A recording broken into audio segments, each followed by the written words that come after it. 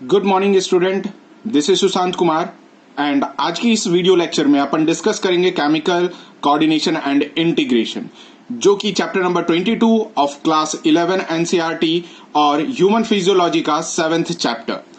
बीच में जो टॉपिक्स रह गए that is the body fluid से लेकर के न्यूरल कंट्रोल एंड कोऑर्डिनेशंस, उसके वीडियोस मैं बाद में पोस्ट करूंगा।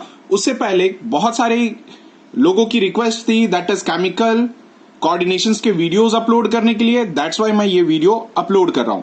So stay watching. Chemical coordination समझिए बेसिकली टर्म क्या है, यानी बॉडी में कोऑर्डिनेट का मतलब होता है मिलकर के काम करना और किसी भी फंक्शन को परफॉर्म करवा देना, यानी इंटीग्रेट करवा देना। किसके हेल्प से? तो केमिकल के हेल्प से। बॉडी में कोऑर्डिनेटेड फंक्शन के लिए दो चीज रेस्पॉन्सिबल होता है। पहला, जिसे अपन नर्वस सिस्टम कहते हैं। नर्वस सिस्टम ये एक ऐसा सिस्टम है जो कंप्लीट इलेक्ट्रिकल इंपल्स पे बेस्ड होता है, जबकि एंडोक्राइन सिस्टम जो कंप्लीट हार्मोनल रेगुलेशन पे बेस्ड होता है। मतलब कि एक इलेक्ट्रिकल सिस्टम और दूसरा एक केमिकल सिस्टम जो हमारे बॉडी का क्या करता है, रेगुलेट करता है। जबकि नर्वस सिस्टम और एंडोक्राइन सिस्टम को मिला दे तो इंटीग्रेटिंग सिस्टम का फॉर्मेशन होता है। और इंटीग्रेटिंग सिस्टम कैसे, जरा आप अपन इसे ऑर्गन के बेसिस पे समझेंगे। मान लो आप कि हमारे पास 3 विसरल ऑर्गन है और ये बहुत ही मोस्ट और वाइटल ऑर्गन हमारे बॉडी का है। पहला लंग्स, जो कि ब्रीदिंग में सबसे ज्यादा इंपॉर्टेंट रोल प्ले करता है। सेकंड, किडनी, जो कि हमारे बॉडी को टॉक्सिक सब्सटेंस को रिमूव करवाता है हमारे बॉडी के इनसाइड से। और इसके बारे में तो आप सभी लोगों को पता होगा, दैट इज द हार्ट। ये हार्ट बहुत सारी चीजों में काम में आता है। पहला तो बॉडी में ब्लड को फ्लो करवाता है, और सेकंड कि ये बॉडी को मेंटेन करवाता है सेवरल सिचुएशन में, जैसे फाइट और फ्लाइट सिचुएशन में, लड़ो भागो सिचुएशन में। अब जरा देखें कि लंग्स, किडनी और हार्ट आपस में जो इंटरकनेक्टेड है वो किससे इंटरकनेक्टेड है? हार्मोन से इंटरकनेक्टेड है, यानी केमिकल सब्सटेंस से इंटरकनेक्टेड है। और किडनी, हार्ट एक हार्मोन से कनेक्टेड है, जबकि ये सब सारी क्या चीज है? केमिकली इंटीग्रेटेड है। अब जरा समझो, मान लो एक बंदा दौड़ना शुरू कर दिया तो अब उसकी बॉडी में, जिसे अपन थाइज मसल्स कहते हैं, उसमें एटीपी की रिक्वायरमेंट ज्यादा बढ़ जाएगी। जब एटीपी की रिक्वायरमेंट ज्यादा बढ़ जाएगी तो वो क्या करेगा भाई? वो ज्यादा से ज्यादा ऑक्सीजन को लेगा ताकि ग्लूकोज का ऑक्सीडेशन हो और उसका बाई प्रोडक्ट वो एटीपी फॉर्मेशन में लगा सके। सो जैसे ही breathing time 12 to 16 times per minute increase करेगा तो ऑक्सीजन का एक्सचेंज करवाने के लिए कौन रेस्पॉन्सिबल है बेटा? दैट इज हार्ट, क्योंकि ऑक्सीजन ब्लड से मिक्स होकर के जाएगा ना। अब जरा देखो, जब बॉडी में ब्लड की फ्लो भी इंक्रीज हो जाएगी तो इस ब्लड फ्लो का प्रेशर किडनी पे आएगा, क्योंकि बॉडी में मैक्सिमम जो एक्सक्रीटरी सब्सटेंस होती है, जो डिफरेंट सेल्स का मेटाबॉलिक वेस्ट होता है, उसे किडनी फिल्टर करता है और बॉडी से बाहर निकाल देता है। सो अब क्या है कि ये डायरेक्ट सिग्नल भेजेगा किडनी को कि भाई देख मेरी एफिशिएंसी बढ़ रही है। लंग्स बोलेगा कि मेरी एफिशिएंसी बढ़ रही है, सो तू अपने ग्लोमेरुलस को कंस्ट्रिक्ट कर ले, जिसे बाउमेन कैप्सूल कहते हैं, कि कंस्ट्रिक्ट कर ले भाई तू। और हार्ट क्या करेगा? ऑटोमेटिक कि ब्लड प्रेशर इंक्रीज कर देगा। अगर इन द केस अब जो दौड़ने वाला जो बंदा है वो रिलैक्स स्टेट पे चला गया, यानी नॉर्मल स्टेज पे आ गया, तो अब ब्रीदिंग टाइम्स जो 16 से प्लस होकर के चला गया था, ट्रैकीकार्डिया टैकिनोपिया कंडीशन में था, सो वो क्या करेगा कि अब ब्रीदिंग रेट नॉर्मल हो गई। तब ऑलरेडी सब जगह कंस्ट्रिक्शन और सारे लोग अपना काम अच्छे तरीके से वर्क कर रहे थे। सो जो बाउमेन कैप्सूल है नेफ्रॉन का, अब वो एफरेंट और इफरेंट आर्टेरियोल्स का डायमीटर रिलैक्स होगा और बेसिकली हार्ट क्या करेगा? हार्ट अब अपना normal beat that is 72 beats per minute पे अचीव कर लेगा। इसी चीज को इंटीग्रेशन कहते हैं और इंटीग्रेटिंग सिस्टम कहते हैं, यानी एक सिस्टम पे इफेक्ट पड़ा तो दूसरे सिस्टम उस सिस्टम के हिसाब से मॉडिफाई हो गए, यानी वर्क को टेक प्लेस करवाएं सक्सेसफुली। अब जरा डिस्कस करेंगे न्यूरल सिस्टम या फिर नर्वस सिस्टम कंसिडर करते हैं। नर्वस सिस्टम बेसिकली क्या है? नर्वस सिस्टम को जरा आप समझो तो ये एक ऐसा सिस्टम है जिसकी कोऑर्डिनेशन काफी ज्यादा फास्ट होती है, क्योंकि ये इलेक्ट्रिकल इंपल्स होता है और वेरी एग्जैक्ट होता है। और कैसा होगा कि शॉर्ट लिव्ड होगा, मतलब कि अब इलेक्ट्रिकल है, इलेक्ट्रिकल पावर तो लॉस होने के चांसेस तो बने पड़े रहते हैं, जो बने पड़े रहते हैं। सो कोऑर्डिनेटेड फास्ट करेगा, वेरी एग्जैक्ट करेगा, मतलब जहां पे अगर कोई इंसान आपको पिन चुभोता है तो वो पिन का सिग्नल बहुत ही फास्ट होगा, सीधे ब्रेन को पता चल जाएगा कि चल भाई अब हाथ पीछे ले, मुझे पिन लग गई, लेकिन शॉर्ट ड्यूरेशन के लिए होगा। जबकि केमिकल सब्सटेंस जिसे एंडोक्राइन सिस्टम में कंसिडर करते हैं, कोऑर्डिनेशन काफी स्लो होगा। क्यों भाई? क्योंकि केमिकल सिक्रीट होगा, केमिकल सिक्रीट होगा, ब्लड में मिक्स करेगा, ब्लड में मिक्स करने के बाद टारगेट पे पहुंचेगा तो ऑलरेडी क्या होगी? स्लो होगी। लेकिन कैसा होगा? वाइड स्प्रेड होगा, क्योंकि जिस जगह से ये सिक्रीट हुआ होगा ये डिफरेंट डिफरेंट पैसेज को पास करता हुआ अपने टारगेट पे पहुंचा होगा। सो कैसा हो गया? वाइड स्प्रेड हो गया। लेकिन अब केमिकल है, केमिकल जब तक किसी एंजाइम लगेगा नहीं उसे तोड़ेगा नहीं, और जब तक एंजाइम उसे तोड़ता जाएगा तब तक बहुत ज्यादा समय बीत चुका होगा। सो कैसा होगा? लॉन्ग लास्टिंग होगा। याद रखिएगा यहां पर कि आखिर हमें एंडोक्राइन का ही जरूरत क्यों पड़ा? भगवान हमें न्यूरल देकर के शायद खुश नहीं थे? क्यों? अब जरा समझेंगे लॉजिकल थिंग। अब क्या है कि nervous system complete nerve fibre और छोटे छोटे तार से जुड़े पड़े हैं। जैसे हम लोग अक्सर देखते हैं कि घर के अंदर बहुत छोटे छोटे प्लग्स वगैरह लगे होते हैं, इलेक्ट्रिकल प्लग्स, लेकिन बाहर में सोसाइटी के बाहर बड़े बड़े ट्रांसफॉर्मर्स लगे रहते हैं। ट्रांसफॉर्मर्स बेसिकली स्टॉकयार्ड से बिजली लेकर के आता है, ट्रांसफॉर्म करता है और फाइनली अपने सोसाइटीज में डिस्ट्रीब्यूट करता है। सोसाइटी में एक छोटे से पोल पर से सबके फाइन फाइन वायर्स सबके घर में जाते हैं। सेम यही होता है नर्व फाइबर का। मेन जहां पर इलेक्ट्रिकल बनता है वो है हमारा सेंट्रल नर्वस सिस्टम, जिसे अपन ब्रेन और स्पाइनल कॉर्ड कहते हैं। अब उसके बाद सेंसरी न्यूरॉन, उसके बाद बॉडी पार्ट्स पे। लेकिन नर्वस सिस्टम सारे सेल्स को रेगुलेट नहीं कर सकता था, क्योंकि उसकी उतनी एफिशिएंसी नहीं थी। सो all cells of a body were not connected by nerve fiber, but cellular function require। अब क्या होगा? सेलुलर फंक्शंस तो रिक्वायर होगा, भले आप किसी नर्व फाइबर से कनेक्ट रहो चाहे ना रहो। सो जो कंटिन्यूअसली रिक्वायरमेंट हो रहा था सेलुलर फंक्शंस का, सो उस सेलुलर फंक्शंस को परफॉर्म करने के लिए नेचर ने हमें एंडोक्राइन सिस्टम दिया। यानी जहां जिस सेल्स पे नर्व फाइबर पहुंच नहीं पा रहा था उस जगह पर एंडोक्राइन सिस्टम वर्क कर रहा था। अब जरा देखिए एंडोक्राइन सिस्टम, ये सिस्टम एक्चुअल में जो फॉर्म होता है ये एंडोक्राइन ग्लैंड से फॉर्म करता है, जो रिलीज करता है मीडिएटर, और वो मीडिएटर ही बेसिकली क्या कहलाता है? हार्मोन्स, ताकि to work in coordinated manner. अब जरा देखें, जैसे हम लोगों ने देखा कि न्यूरल और एंडोक्राइन सिस्टम ये बेसिकली क्या कर रहा है? न्यूरो एंडोक्राइन सिस्टम का फॉर्मेशन कर रहा है, क्योंकि इस जगह पर neural system plus endocrine system दोनों आपस में कंबाइन हो गए। अब यहां पे पहला क्वेश्चन आज का और इस लेक्चर वीडियो का जो है, what is neuro secretory cells? आप इसके आंसर्स को कमेंट बॉक्स पे ड्रॉप करें। नेक्स्ट, अब क्लॉड बर्नार्ड ने बेसिकली एक टर्म को कहते तो प्रपोज्ड है, लेकिन प्रपोज्ड का मतलब अलग हो जाता है बेटा।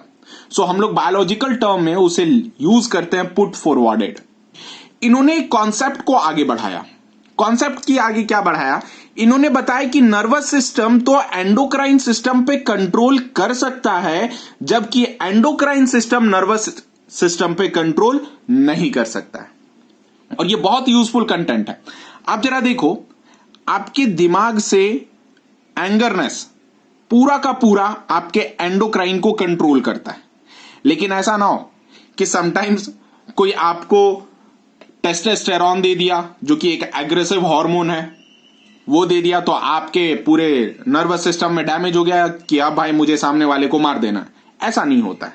यानी एंडोक्राइन हार्मोन्स बॉडी में बढ़ जाए वो नर्वस सिस्टम को इंपैक्ट नहीं कर सकते, लेकिन नर्वस सिस्टम एंडोक्राइन को इंपैक्ट कर सकता है, मतलब कंट्रोल कर सकता है।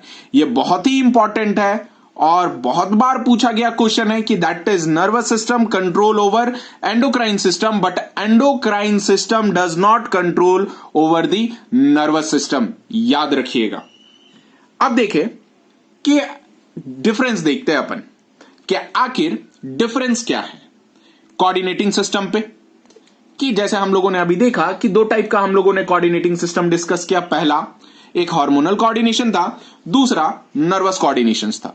तो दोनों में क्या क्या का डिफरेंस है, तो हम लोग इस डिफरेंस चार्ट से उसे डिस्कस करेंगे। जैसा कि देख रहे हैं हार्मोनल कंडीशंस, ये कोऑर्डिनेशंस, और दूसरा नर्वस कोऑर्डिनेशंस। जैसे ओरिजिन देख लो आप, ओरिजिन हार्मोन किसी ना किसी सेल से होता है और most of the epithelial cell से होता है। सो ये एपिथेलियल ओरिजिन होगा। और आप जानते हो according to the unit of the structural organisation of animals कि एपिथेलिया जो होता है वो एक्टोडर्मल, मीजोडर्मल और एंडोडर्मल इन ओरिजिन होता है, जबकि नर्वस सिस्टम और नर्व फाइबर्स इवन न्यूरॉन्स जो होते हैं वो एक्टोडर्मल इन ओरिजिन होते हैं। कोऑर्डिनेशन हार्मोन का काफी स्लो होता है, नर्वस सिस्टम का फास्ट होगा, इफेक्ट इसका वाइड होगा और लॉन्ग लास्टिंग होगा, जबकि नर्वस सिस्टम का लोकलाइज्ड और शॉर्ट ड्यूरेशन वाला होगा। इंफॉर्मेशन फॉर्म हार्मोनल कोऑर्डिनेशंस के एज अ केमिकल होगा और नर्वस कोऑर्डिनेशंस का इलेक्ट्रिकल इंपल्स के फॉर्म पे होगा, ध्यान रखिएगा। अब बात करते हैं अपन ग्लैंड्स के बारे में। ग्लैंड्स के बारे में ऑलरेडी आप लोगों ने पढ़ा ही होगा कि किस टाइप के ग्लैंड्स होते हैं। जैसे ग्लैंड्स का एक ही काम है कि वो सिक्रीट करेंगे हार्मोन और आइदर एंजाइम, यहां पे आप मेंशन कर लेना और एंजाइम। अब जरा देखें, सॉरी यहां पे मैंने मेंशन भी कर दिया hormone as well as enzyme. अब जरा देखें ग्लैंड्स दो टाइप के, एक्सोक्राइन, एंडोक्राइन। एक्सो का मतलब आउटसाइड, क्राइन का मतलब सिक्रीशन, क्लियर है, यानी बॉडी से बाहर सिक्रीट करेंगे। एंडो का मतलब कि ये किसी ऐसे जगह सिक्रीट करेंगे जो direct into the blood secrete करेंगे, यानी एंडो इनसाइड, क्राइन सिक्रीशंस। मतलब exocrine are the duct glands, इसके पास डक्ट प्रेजेंट होता है, जबकि एंडोक्राइन के पास डक्ट एब्सेंट होता है। यही कारण है कि एंडोक्राइन को डक्टलेस कहते हैं, जबकि एक्सोक्राइन को डक्ट ग्लैंड्स भी कहते हैं। अब जरा देखो एक्सोक्राइन में मोस्ट ऑफ द सिक्रीशंस होगा वो एंजाइमेटिक होगा, और जबकि एंडोक्राइन का जो होगा उसका most of the secretions was the hormonal. Next that is endocrinology. क्या होता है ये एंडोक्राइनोलॉजी? ये ब्रांच है बायोलॉजी का which deals with the study of endocrine system and their physiological action. यानी एंडोक्राइन सिस्टम पर स्टडी करना और एंडोक्राइन सिस्टम के फिजियोलॉजिकल एक्शंस को स्टडी करना, उसे अपन एंडोक्राइनोलॉजी कहते हैं। Father of endocrinology that is Thomas Addison. और सबस्टांस जो सिक्रीट होगा एंडोक्राइन ग्लैंड से, उसी चीज को हार्मोन कहते हैं। हार्मोन का जो वर्ड है वो डेराइव किया गया है ग्रीक वर्ड से, जिसका मतलब होता है to excite, that is hormone. Next, first hormone जो डिस्कवर्ड किया गया था वो था सिक्रेटीन। डिस्कवर करने वाले साइंटिस्ट का नाम William M Bayliss and Ernest H Starling. याद रखिएगा जो डेट है वो 1903, जबकि बहुत सारे बुक में आपको 1902। सो अब कंफ्यूजन आ जाएगा भाई कि ले क्या। अब हम लोग लेंगे दैट इज 1902 से लेकर के 1903। नेक्स्ट टर्म हार्मोन का वो जो इंट्रोड्यूस किया गया था उन साइंटिस्ट का नाम था स्टार्लिंग। कब? 1905 में। नेक्स्ट देखिए, हार्मोन बेसिकली होते बहुत तरीके के। हमने बहुत बार सुना होगा हार्मोन ऐसा, हार्मोन वैसा। कुछ आपने एनिमल्स के बिहेवियर्स की भी स्टडी की होगी एथमोलॉजीज में कि एनिमल्स हार्मोनल सिक्रीशंस करते हैं और वो बताते हैं कि वो किस समय क्या फील कर रहे होते हैं। दूसरा, कुछ हार्मोन ऐसे होते हैं जो शॉर्ट ड्यूरेशन के लिए होते हैं और बहुत ही इफेक्टिव होते हैं। अब हम लोग क्लासिफाई करते हैं हार्मोन्स को। पहला आता है पैरा हार्मोन्स, जिसे लोकल हार्मोन्स कहते हैं। मतलब ये एक ऐसा हार्मोन है जो किसी लोकलाइज्ड एरिया पे ही काम करेगा, यानी नेबरिंग सेल्स पे काम करेगा या फिर ऑन द सेल्स काम करेगा और किसी दूसरे जगह जाएगा नहीं। नेचर इसका कैसा है? शॉर्ट लिव्ड हॉर्मोन्स है, produce from the almost all body parts of the cells, लेकिन एक एक्सेप्शन है, that is the mammalian RBC. अब देख लेना कि इसका क्लासिफिकेशन दो ग्रुप में किया गया है, और दो ग्रुप में भी है उसके इफेक्ट को है। मैं अभी समझाया था कि आइदर नेबरिंग सेल को इफेक्ट कर दे, आइदर सेल्फ को इफेक्ट कर दे। पहला है पैराक्राइन हार्मोन, दूसरा है autocrine hormone.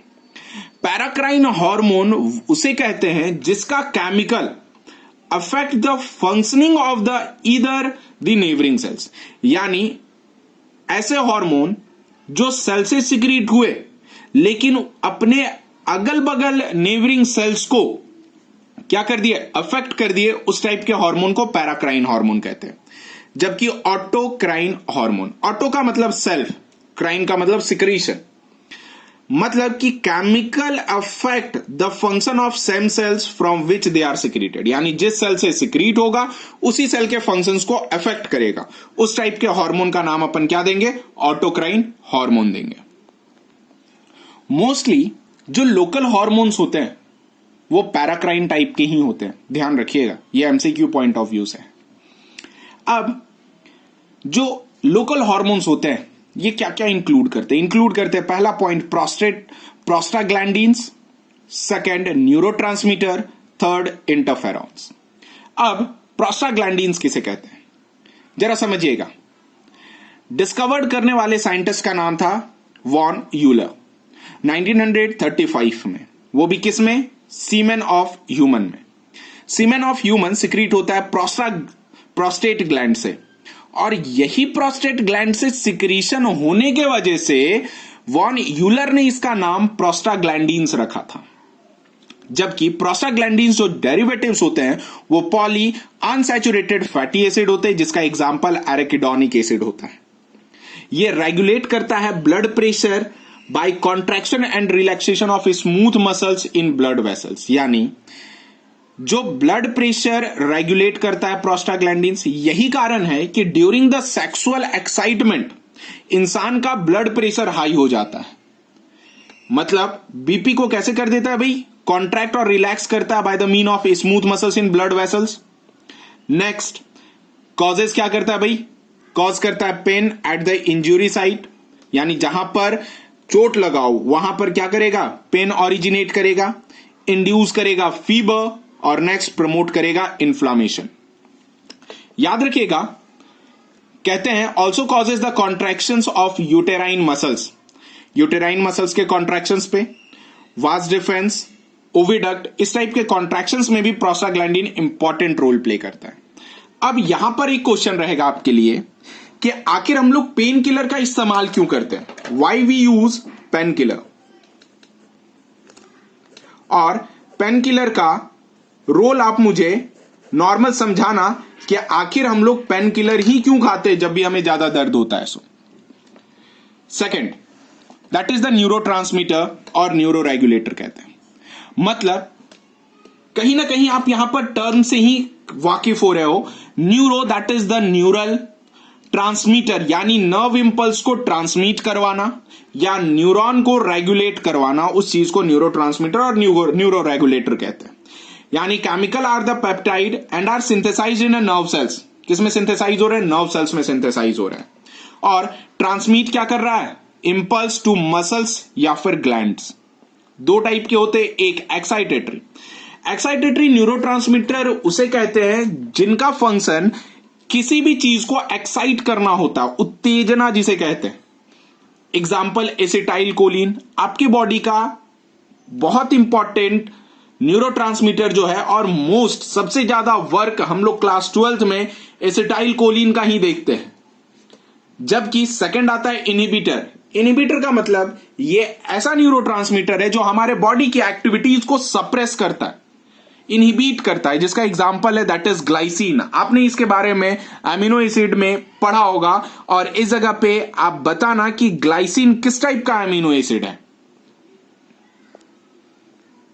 Next that is interferons. आपने बहुत बार नाम सुना होगा, अभी भी आप न्यूज जब देख रहे होगे कोविड-19 को लेकर के, इंटरफेरॉन, प्लाज्मा सेल्स, ये सब का नाम कंटिन्यूअस न्यूज के डिबेट में मिल रहा होगा आपको।